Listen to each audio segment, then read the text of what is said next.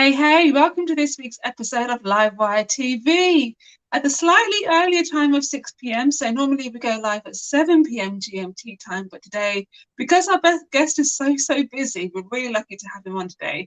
We had to do the show a little bit earlier, but I really wanted to get Jimmy on today because oh my God, there's literally nothing that this guy does not know.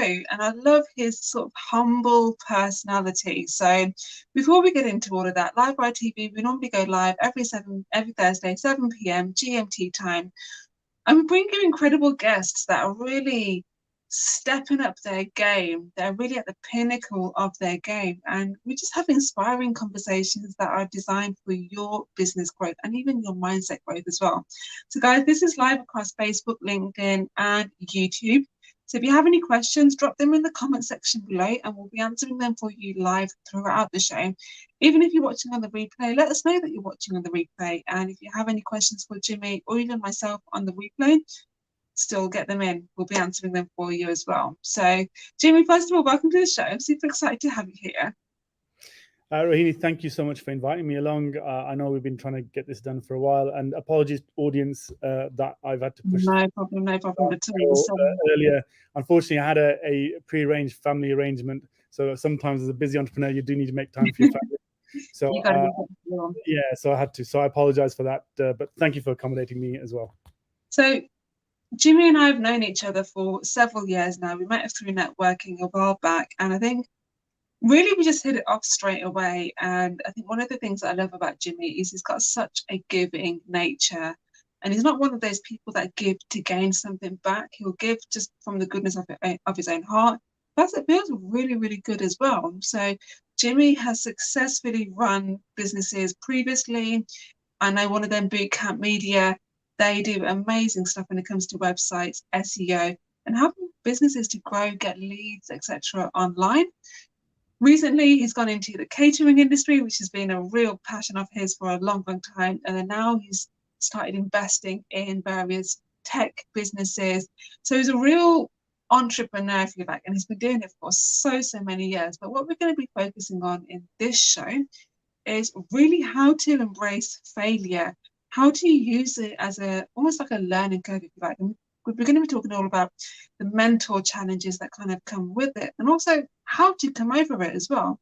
So as mentioned before, guys, get your questions in, and if you know Jimmy, let me know. I'd love to know, because we have a lot of mutual connections. We do. We have a great network in Birmingham. We're really sort of lucky to have that, to be fair. So we more than likely will have a lot of people between us that we know. That 100%, yeah. So Jimmy, how a lot of people know you from different things. Some people know you from Darling, some people know you as an investor, some people know you as a charity person, people know you from Bootcamp Media. How would you describe yourself? That is a tough question. I've never been asked that. Okay, so talk about being put on the spot. Look, me, I am just a really simple guy. There's no airs or graces about me whatsoever. I wouldn't really like to be defined as a digital marketing guru or an entrepreneur. I think what defines me as a person is the charity element really defines who I am. It's makes up a massive part of my religion, my sort of philosophical way of thinking, my spiritual way of thinking as well. And it's really the upbringing that I've been given by my family, my father, my mother, by my uncles. I've been blessed with a great family and great influences in my life. That's really who I am, and that, I suppose, has shaped a lot of everything I've done, whether it's in entrepreneurship or whether it's in the charitable endeavors or whether it's me mentoring individuals or creating those really valuable relationships with individuals that I can call dear friends, basically, as well. So that all stems from that family values and upbringing that I've had from a very young age. Yeah, and I know life hasn't always been easy for you. I mean, it's very easy to look at the success that you've created and think, wow, I want to be like that. But I'm willing to bet you've had more failures than successes. No more than anyone. my upbringing certainly wasn't easy, but it wasn't any tougher than anybody else's else would have been as well. Everybody experiences challenges in their life in lots of different ways, but it's how you deal with them. I certainly have dealt with a lot of challenges through my life. Education was a challenge, working was a challenge, being an employee was a challenge, being an entrepreneur is a challenge. You can't please everybody as well. That's another challenge, right? So you learn along the way, and you learn how to adapt and change, and hopefully become just a better person, a better business person, a better husband, a better father, better friend. These are all things that I think we all experiences through our lives as well. And sometimes you impart that on other people as well, as through mentoring or advice as a friend as well. Talk to us about some of the biggest failures that you've had.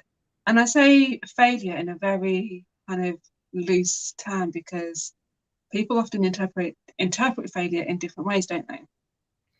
Well, let's look at it as what's the biggest lessons I've learned. Instead of calling it failure, let's look at it as lessons. And look, the most recent one is very close to my heart, very close to the hearts of two other great people who I call friends. They are like family to me, which is Natisha and Edwin. We created this fantastic brand called Darlings. It's experienced some real challenges. We knew that it would be challenging because of the hospitality industry being, being under the cosh is actually the word I would look for. Cosh. It's had some real extreme sort of weathered storms, I would say. Costs have gone up through, employing individuals. Costs have gone up for raw materials, ingredients. Tomatoes have gone up like crazy. I dare someone to go and try and find tomatoes in a supermarket. I think you'll have a challenge, if I'm honest. So there's all sorts of elements that have sort of caused us problems. And, we sort of stopped for a second just to sort of evaluate what was going on. And we realized that if we don't act now, we could destroy the business completely. So whereas we've put a stop on the takeaway part of the business, Darlings has paused but not gone. Amazing. I think sometimes you do need to take that pause, or to take that step back, reevaluate everything, get yourself in that right mental space, and then go at it again.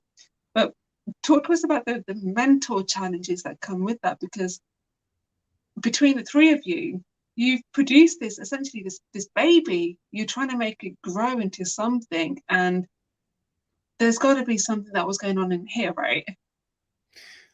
Yeah, it's difficult to explain because obviously we're still going through it at the moment. We literally had a meeting last week, and I'm glad to report that there are developments going forward. So listen out, obviously, on socials, because obviously we'll be communicating a lot of that through our social media. We will be back, and that there will be a public element of that as well, but I can't give you too much details.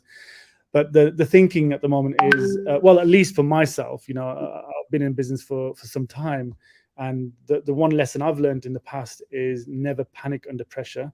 And I'm glad that I've been able to work with Natisha and Edwin, and I have to say they are two of the most resilient people that I've ever met in business. This is the first business for Natisha as a partnership. She's also obviously got her own business as a food consultant as well. And Edwin, as everyone knows, is a great photographer and does events and what have you, and makes people look fantastic. Me especially, because look at this. This is what he has to work with, right? So that's why he's a great photographer. He has a great business, and so we all have come from a business background. But resilience and not cracking under pressure is a great thing, and we've learned to be able to make really logical, sensible decisions in this business. So whereas we've got a challenge, we know what we're going to do with it to keep it going forward as well. But how did you build that mental resilience? First, you got to go through a lot of pain. You've got to go through failure. I'm trying to think back to one of my earliest my darkest days, I would say, and it was in the very early weeks and months of Bootcamp Media, if I'm honest, because from the day I resigned from my job, which I was working for 12 years, comfortable, being paid a salary, I remember the days and weeks after, and I'm just getting that sick feeling now, just thinking about it, that butterfly feeling of, one, excitement, the second of fear of what if it fails, that doubt that one gets in their mind. And having a good family network actually helps one. And I think I'm lucky in that I had my wife was there. My kids were very young, but of course, it's great to have a motivation. Your family is a great motivation for success. So I couldn't allow myself to fail, but the fear of failure was there. And the challenge for me was that it was almost like imposter syndrome. Am I good enough for this? Who the hell do I think I am? Right? Yeah. Can I do this? No, maybe I can't. Maybe I'm being overconfident, right? And that happened to me in the first few months. And I wish I could tell you that I knew exactly how I turned it around, but I can't give you a definitive answer. One thing I will say to you is that I threw myself into the job. Right. I threw myself into the task, and I just sucked it in and got on with it. Right. So I knew that there was a business plan. I knew there was some processes that I need to set up. I knew that I had to create a team. So I just went through the steps of doing what I needed to do to create this amazing business that I've got right now, Bootcamp Media. So I'm very, very proud of that. And it was a challenge, but I just so when I talk about failure, it's I couldn't allow failure to take over. Yeah. Exactly. So it sounds very much like you had to leap and the net appeared. Like you had to have that faith that the net would appear. Yeah. But it's that initial kind of mindset of thinking, what if it doesn't appear? Yeah, I mean, everyone have faith. Like when you take the leap now into new areas, say like you're franchising or you've had to take on a new employee, you still had to have that leap of faith, didn't you? There is an element of faith in everything. And I'm glad you brought up employees. And, when you interview someone, you can either interview them based on what you see on the CV, or you can interview them based on what you see in front of you. And I've always gone by the relationship I can create with someone, the body language that they have with you in front of you as well. And I feel I have, I'm going to be 50 next year. And I think with the years of experience I've had with dealing with lots of different personalities, I think I've learned how to sort of tell the difference between someone who's telling me porkies and being very genuine. And I'm glad to say, people that work within Bootcamp Media are amazing individuals, much, much, much more talented than I am or ever can be as well. And they make Bootcamp Media what it is. And faith is part of that because, people made me believe in them, and it's that belief that allowed me the confidence, by the way. And that's the other thing. When you got, people say, so I'm going to go a bit street now, right? Back in my Balsall Heath days, when you have your backup, that's your confidence, right? So my backup is amazing. So the guys who work in my team give me immense confidence, which means that I can go in front of customers and say, hey, we can blow this all out the water. We can get you some great results because I've got a great team. Yeah.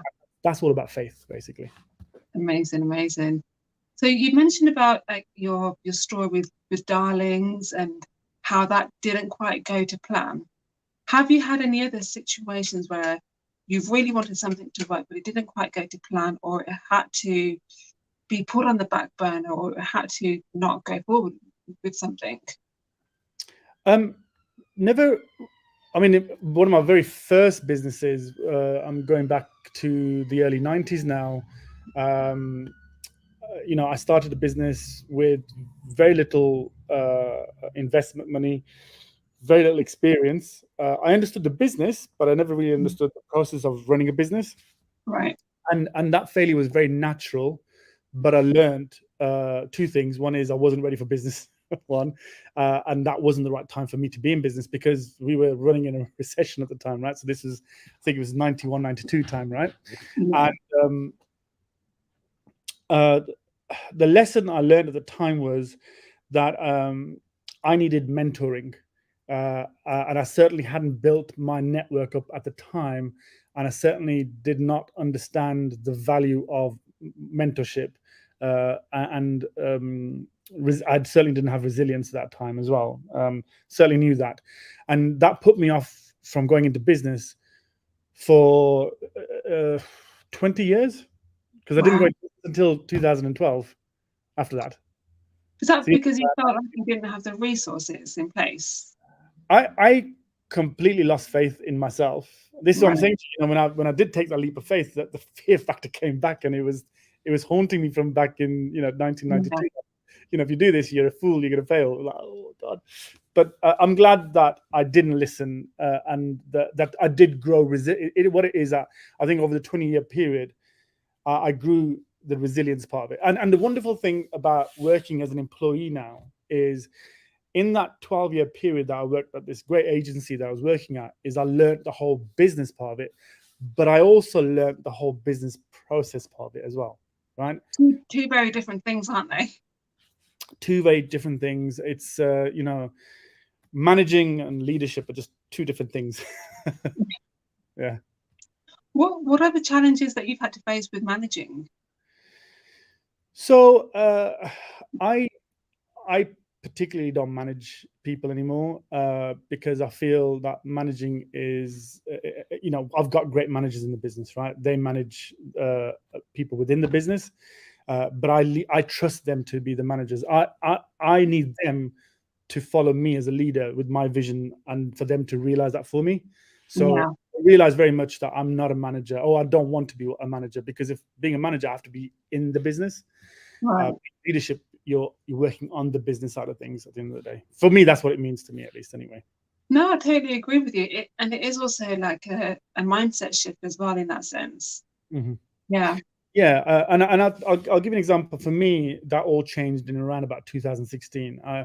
I feel, since you managed, you sort of mentioned it now, I feel like I was a manager from 2012 to around about 2015, 16, because I was in partnership at that time with another person, and I felt like at that time that I didn't have an identity in the business as a leader. I had an identity in the business as a manager, right? I knew how to do the SEO, and I knew how to do the website design. I was managing a team of people. And of course, I was doing the BDMing, which is the business development side and sales and all that. But I really wasn't leading the business. The business wasn't flourishing. It was doing well, but it wasn't flourishing. But you look at post 2016, the business has gone. It's like that. It's just gone right up like that. Because the thing that changed in the business then is I bought the business at 100%. So I took out the element of another person influencing me in the business from a management point of view, right? So I was able to make autonomous decisions, whereas before I had to make decisions alongside with somebody else. And that always, I felt that held me back a little bit. So, I always say about partnerships is more than money, or should be always more than money as well, right? So I realized that I'd made a mistake in the early days, and the other partner realized this as well, and so we had a very amicable departure from each other as well. And they're doing very successful in their own business, which is away from the digital marketing area, and I'm doing very well in my own space as well. Amazing. So before we wrap up, Jimmy, what top 3 pieces of advice would you have for entrepreneurs who are wanting to push through that glass ceiling, but maybe they're afraid of failure? People use this term glass ceiling. Where is this damn glass ceiling that people talk about? I'd never see it. Don't put that as a barrier to your success. That's the first thing. There is no glass ceiling. Just go do what you've got to do, right? If your heart tells you you're capable, you are capable, right? I mean, who the hell is anybody else to tell you that you're not able to do something? Just go and do it. That's the first thing, right? Forget about glass ceilings. Yeah. Eliminate it. The sky's the limit. Eliminate glass ceilings. Sky's the limit. Yeah, even the sky. What are you talking about? Sky. Beyond the sky, there's a space, right? So it's infinite, right? Success can be infinite to you. Your limitation is based on your own mental sort of blockages. Basically, get rid of them. So that's my first, a bit of advice. Second is, look, people talk about tomorrow. What about today? Do something today. People worry so much about tomorrow, or this is going to happen tomorrow. There's going to be a recession tomorrow. It hasn't hit yet. Just get on with it. Just do something, right? Because if you don't do something today, you're not going to move forward tomorrow. Inaction is the worst thing you can do. When you're in danger, if you do nothing, the worst is going to happen. But if you do something and the worst happens, at least you tried. Yeah. That's it. So that's my second bit of advice. My third bit of advice is create meaningful relationships. Surround yourself with people that will help you and that will applaud you, that will cheer for you when you succeed. Surround yourself with people that you can trust, basically. I love it. I mean, that reminds me of a saying that I heard a while back, actually. Surround yourself with people that fan your flame. And burn brightly. Exactly. And Love it. the sky will not be the limit, I can tell you. I love it. Jimmy, thank you so much for joining us today and sharing your pieces of advice and also your personal journey as well. I know that it can be challenging for people to share that from their hearts. So I appreciate you wearing your heart on your sleeve. Thank you. No, I appreciate it. And thank you for the opportunity to talk to you and the audience as well. Thank you. Awesome. Guys, thank you so much for watching with us today. If you like this, let us know, and also share it out with people who you think would find value in this, because you never know. It's all about paying it forward, right? And make sure that you join us next Thursday, 7 p.m. GMT time for another conversation that is going to ignite your growth. See you there. Bye.